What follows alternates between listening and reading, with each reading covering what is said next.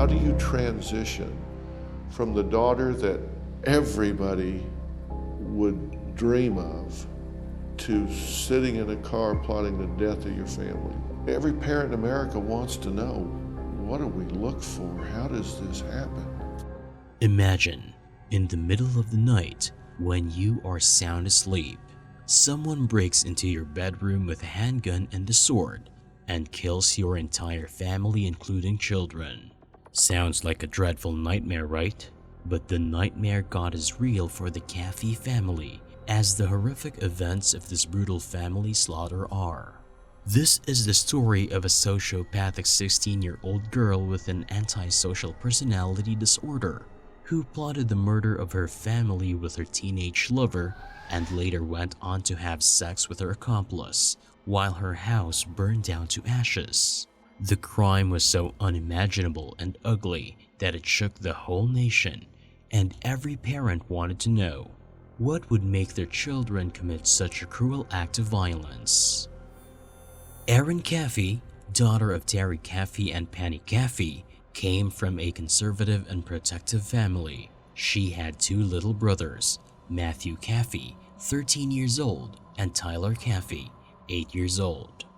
Her family began homeschooling her when she was 13, after her family moved from Alba, Texas to Celeste, Texas, so that they could be closer to a conservative Baptist church where her parents worked as ministers while she sang in the choir. Her beautiful voice would sometimes move her audience and the church to tears. But for Erin, homeschooling was like an isolated existence for an otherwise social girl. She reportedly didn't have many friends, and her life was largely confined to the church and her parents' house, which she later tried to burn down. When Erin turned 16 in July 2007, she was allowed to work at the local Sonic. One of her co-workers observed that she was so sheltered. It was like she was seeing the world for the first time. And that was where she met her soon-to-be boyfriend, 18-year-old Charlie Wilkinson. He was a high school senior and known as hot-tempered, but he had never been arrested previously and had no serious discipline problems at school. This was the first pivotal moment in her life. The kind and sweet Erin that her family and friends had known and loved so much slowly went away. Nobody knew it yet, but at that moment, all their lives were changed forever. However, Erin's parents did not approve of Charlie. He had given them an impression of a rude, arrogant, and disrespectful 18-year-old. Although it's up for debate that these traits might have been more of Erin rather than Charlie. As time went on, Erin and Charlie's relationship grew intense and more passionate. They didn't care what anybody else thought in regards to their relationship. They started spending more and more time together. It was almost like they became parts of each other. In fact, they had only been dating for a few months when Charlie presented Erin with his grandmother's engagement ring. You know how it is to be young and in love. Your brain gets foggy. All common sense goes out of the window.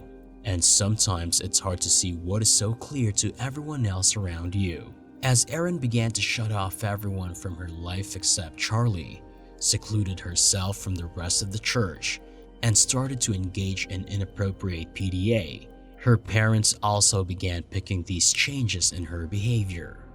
This absolutely infuriated Terry and Penny, and from then on, the Caffeys limited Erin's time with Charlie to once a week, in their home and under their watch. Charlie had to leave home by 9 p.m., and Erin could use her cell phone to talk to him only until 10 p.m. These restrictions made Erin very furious, and she planned to run away with Charlie. In February, Erin was grounded for talking to Charlie without permission and got her keys and phone taken away. Eventually, it all became clear to her parents that this relationship will continue to cause problems as long as it will go on. Penny put her foot down and asked Erin to stop seeing Charlie. Allegedly, this was the moment when she decided that drastic steps were needed to be taken so that she and Charlie could finally be together with nobody around to disrupt them. Maybe this was the moment when seeds of a highly dangerous idea had taken root in Erin's mind, and her parents were unaware of all these barbaric ideas that were making a home in Erin's consciousness. Terry and Penny thought that with the imposition of grounding restrictions and ending their relationship, they had fulfilled their parenting responsibilities. But they had no idea they were totally ignoring Erin's increasing obsessive antisocial behavior, and what was it going to lead to? And so came the early morning of March 1, 2008, when the Caffey family could not see the sunrise. So this guy that you say you're kind of maybe sort of in love with just kills your whole family, then you have sex. What were you thinking and feeling about that? It was 2 a.m. in the morning when a loud bang of their bedroom door opening woke up Terry and Penny.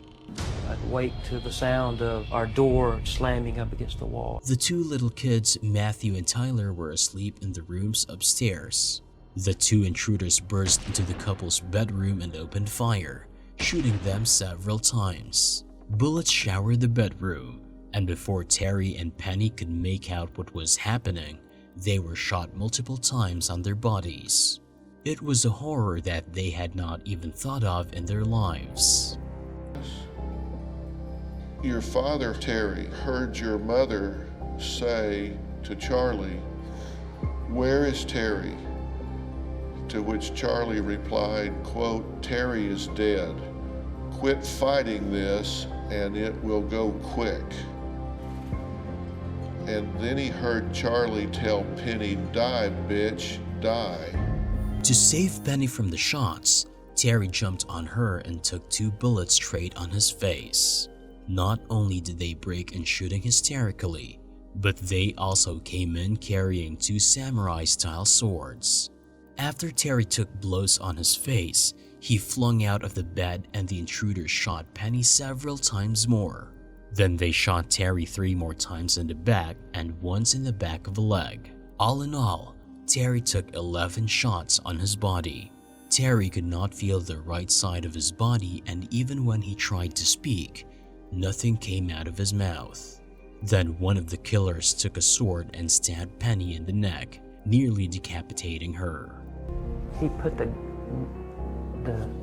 sword that he had to her throat, and he rammed it in, and he slit her, nearly decapitating her.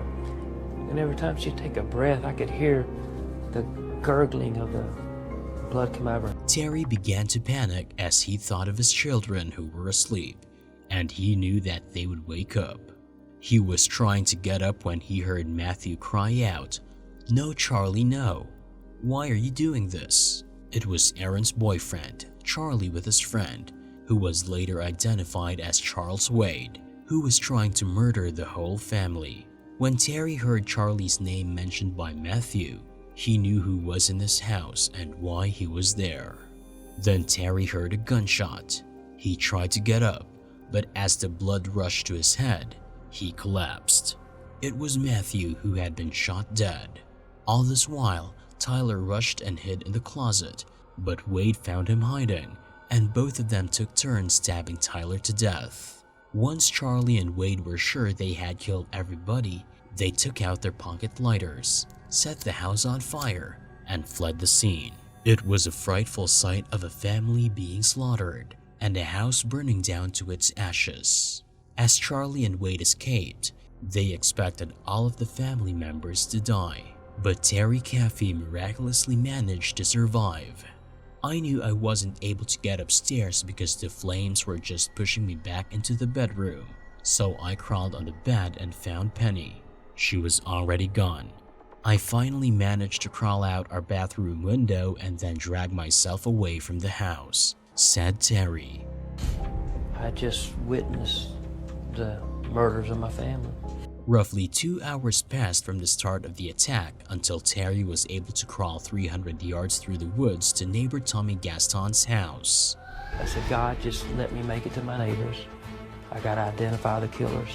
The door slings open and there's Tommy Gaston, my neighbor, looking down at me, and he just has this look of shock on his face. I said, "Penny and the boys are gone. Charlie did it. Charlie did it." When Gaston called 911, the operator asked him where Terry was bleeding. Gaston replied, "Where isn't he bleeding from? It's a miracle he's here at all." Terry was taken to East Texas Medical Center in Tyler and admitted to the critical care unit. In the ambulance, he named his daughter's boyfriend Charlie Wilkinson as the killer. In the rural communities as small as Alba, there are no strangers. Upon hearing Charlie's name, Chief Deputy Commissioner Kurt Fisher realized that Charlie was a friend of his son. The commissioner had gone fishing and four-wheeling with Charlie many times before. Fisher told the other detectives that he had spotted Charlie's car parked outside Matthew Wade's trailer. Matthew Wade was the brother of Charlie's accomplice, Charles Wade. He was a few years older than Charlie, and he and Matthew sometimes drank at his trailer. The detectives immediately rushed off to Matthew Wade's trailer. As they pulled outside the trailer, a teenager whom Fisher did not recognize groggily came to the door. He was unsure if Charlie had spent the night in the trailer or not, but he agreed to let the officers in. Fisher walked from room to room, stepping over piles of dirty laundry and empty beer cans. Wade and his girlfriend were woken up by the officers. Fisher told them he needed to talk to Charlie Wilkinson. As Fisher continued down the hall, he saw that a blanket covered the empty door frame of one bedroom. Pulling the blanket back, he shone his flashlight inside. He could see Charlie lying on a mattress awake, wearing only blue jeans, and a semi-automatic handgun lay on the floor beside him. As he thought Charlie might reach for the gun, Fisher asked him to show him his hands, led Charlie outside in handcuffs, and sat him on the porch. The officer told Charlie that Kathy's family had been attacked and killed earlier that morning, to which Charlie hung his head and kept quiet. "Were you involved in this?" Fisher asked. "No, sir. I got drunk last night and passed out," Charlie said, shaking his head. Deputy Emig went inside the trailer to get Charlie a shirt and his cowboy boots. As Emig carried them out to the porch, he noticed that they were spattered with blood. The officers put Charlie in the back of the squad car, where he stared out the window in silence as they drove through the woods towards Emory in the pre-dawn gloom. After Charlie was brought to the county jail, the officers obtained a search warrant from the Justice of the Peace and returned to the trailer to collect any evidence that might tie Charlie to the crime scene. They discovered a purse with Erin's driver's license. As they went ahead and tore away piles of clutter, they saw a pile of blonde hair peeking out from the heap. Assuming that they had found a doll, they grabbed the hair, and to their shock, it was a teenage girl lying in a fetal position facing away from the officer. The officer demanded that she show her hands and stand up. He recognized from the driver's license that it was Erin Caffey. Erin immediately began asking where she was, and she didn't remember how she got there. She claimed that she had been drugged the night before and didn't remember any details. The only memory she had was that of a fire, 2 men in black with swords, and drinking something. After the drink, she couldn't remember anything. Memories of earlier in the night were also blurry. The police officers initially felt sorry for Erin and praised her strength. However, as the story unravels, it would come to the light that this was not the case. Erin was taken into custody and sent for a physical examination. As there was no trace of drugs in her blood and there was no sign of smoke inhalation, it was soon clarified that Erin had lied about what happened to her that night. Although Erin's father believed that Charlie did this to seek revenge from the Caffey family because the Caffeys had restricted Erin from seeing him, Charlie's version of the story differed from his. Charlie claimed that he did this for love rather than rage. He did not do it for revenge. He did it because Erin asked him to. Charlie soon blurted out his accomplices' names: Charles Wade and his girlfriend Bobby Johnson. They were promised $2,000 by Erin. In less than 24 hours, all 4 suspects, Charlie Wilkinson, Charles Wade, Erin Caffey, and Wade's girlfriend Bobby Johnson, were in police custody, and they were all talking. According to the boys, Charlie, Erin, and Wade were driven to Kathy's home by Bobby. They wandered around the house for a long time before they were scared away by the house's dog, who immediately started barking loudly. Erin called Charlie repeatedly, forcing him to come back and kill his parents.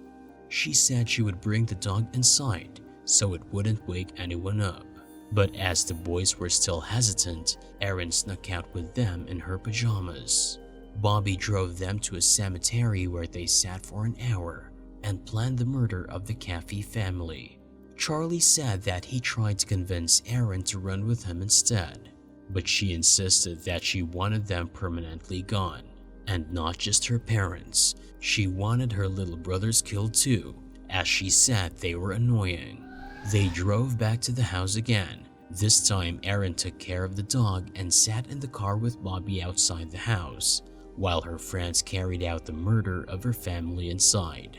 Once Erin had the confirmation that her parents were gone, she gave Bobby and Wade the combination to the lockbox in which the money was kept. They also took $400 from Terry and Penny's wallets. As the plan was being executed, Erin's words were, "Holy shit, that was awesome," and she celebrated the death of her family by sleeping with their killer the same night. Erin was under arrest but denied plotting the murder. She couldn't be questioned immediately as she was a minor, and she didn't agree to speak with investigators. So she wrote a statement claiming that she was forced by her boyfriend into this act and she was just going along with it. Erin was sent to a juvenile detention center where she was held on murder charges. On January 2, 2009, she was sentenced to 2 life sentences plus 25 years for capital murder. Charlie and Wade were sentenced to life imprisonment without any possibility for parole. Bobby, on the other hand, was sentenced to 40 years in prison. Eventually, he implicated Charles Wade and Bobby Johnson. Terry Caffey, the only member of the Caffey family who survived that night, except for Erin, still visits his daughter's jail and fights for her early release. To this date, he cannot believe that his daughter could do such a thing. Maybe because during those jail visits, Erin has told him a different story of her innocence. Terry later went on to remarry and now has 1 more biological child and 3 adopted children. He even wrote a book on the horrors of that night. It's called The Terror by Night, The True Story. It was awful. It was the hardest meeting I have ever had as a prosecutor. So this guy that you say you're kind of maybe sort of in love with just kills your whole family, then you have sex. What were you thinking and feeling about that? I didn't enjoy it. Erin's case is no less than an alarm for mental health issues among teenagers, and this case goes to the extremes of it. Erin showed extreme signs of antisocial personality disorder during all those years of her relationship with Charlie, but her parents didn't seem to notice the severity of symptoms. What do you guys think? Was this a case of bad parenting? A teenage romance gone wrong? Or a sociopath manipulating her boyfriend for her evil desires? Let us know your thoughts in the comments below. Also, if you liked the video, don't forget to hit like, share the story, and subscribe to our channel for more such dark criminal cases. See you in the next video.